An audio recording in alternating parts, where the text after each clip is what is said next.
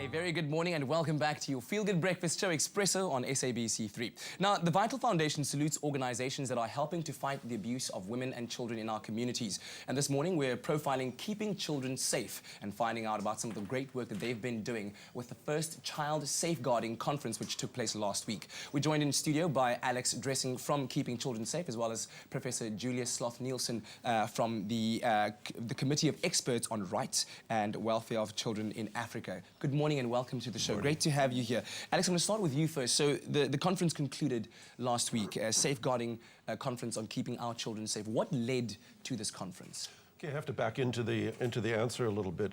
Keeping Children Safe is an international membership network made up of organizations that are working together to protect children from all forms of violence, abuse, exploitation, and neglect.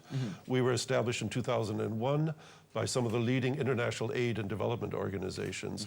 They realized that when children come into contact with organizations, all kinds of organizations, that they are very often at risk of abuse from staff, from volunteers, from ill-conceived programs and projects. So we developed standards and a toolkit to help organizations to implement those standards. The toolkit was field tested in West Africa, in East Africa, and in 2011 we established a consultancy service to help organizations. 70% of our work has been in Africa, so it seemed only natural to have the first ever continental safeguarding conference in Africa. Tell me a bit more about the achievements of this conference, some of the more significant ones. Sure. I think one of the greatest achievements of the conference is a much greater awareness that organizations can abuse children. When we think of abuse of children, we think of them being abused in the home or on the streets. We rarely think that organizations that protect children, that are supposed to protect children, can also abuse them, such as police, schools, international aid organizations. So greater awareness, and I think a commitment to work together to... a lot of non-governmental organizations are as competitive as businesses. They're all after the same funding, same, from the public, from foundations.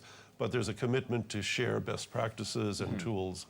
And Julie, I understand that you did a presentation on how we can cooperate as a region in safeguarding our children. And what have you found to be the main risks right now that are of the greatest concern in terms of safeguarding our children?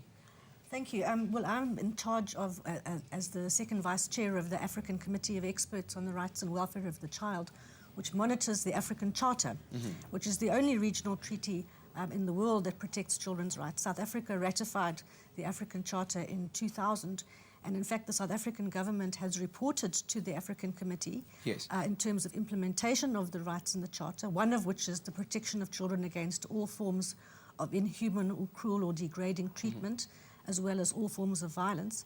And the South African government will be appearing before the committee 4 weeks from now to explain what has been done to give effect to the rights in the Charter. Yeah, and tell us about some of the, because I mean, a conference like this is obviously, like you said now, Alex, meant to build a certain framework that we can use as a region to try and foster these habits of working towards safeguarding our children. What are the benefits of this? Well, we realize now that children in Africa are exposed to inhuman amounts of violence. Indeed, in South Africa, we have abolished corporal punishment in schools for the last 20 years almost, since 1996. Yet 2 million children were subjected to corporal punishment in schools in South Africa last year. The Africa Report on Violence Against Children is coming out in 2 weeks' time and exposes the extent to which children in all settings, including in organizations, are exposed to various forms of violence, which impedes their ability to develop, their ability to learn, and subjects them to enormous risks.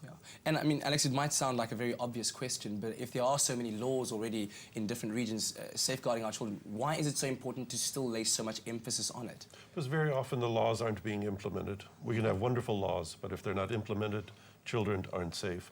You also have traditional practices that can harm children, and it's very hard to change cultural practices. Not all traditional practices harm children. There are also very many positive practices. And you also have different ideas of what is abuse.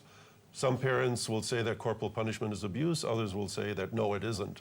So you need to have some standards that, the framework that says this is what abuse is, these are do's and don'ts when it comes to working with children. Fantastic. Well, thank you very much for joining us this morning and enlightening Thank us you. on this Appreciate issue. it. And we really do appreciate it. We'll have the information online for you to be able to take a look at what keeping children safe is all about. But also remember to visit www.vitalfoundation.co.za to find out how you can nominate organizations that are helping to fight the abuse of women and children in our communities. But right now, it is that time of a Monday morning where we tune into the social media report and find out what's trending out there.